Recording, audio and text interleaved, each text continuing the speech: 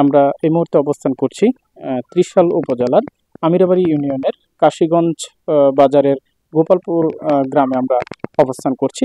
এখানে আমরা এই মুহূর্তে কথা বলছি দাঁড়িয়ে, সেটি হচ্ছে যে বাবে বরকত দেওয়ানবাগ শরীফের যে মূল ফটক, সেই মূল ফটকে দাঁড়িয়ে কিন্তু আমরা কথা বলছি।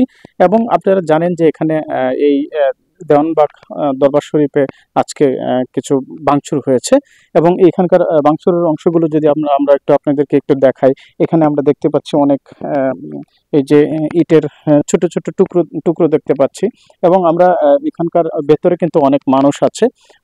এখন আপাতত আমরা ভেতরে ঢুকতে পারছি না, ভেতরে ঢুকলে হয়তো পরিস্থিতিগুলো আপনাদেরকে আমরা দেখাতে পারবো।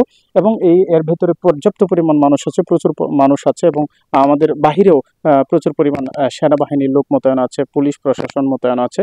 অর্থাৎ এখানে প্রশাসনের ঊর্ধ্বতন কর্মকর্তারাও কিন্তু এখানে অবস্থান করছেন।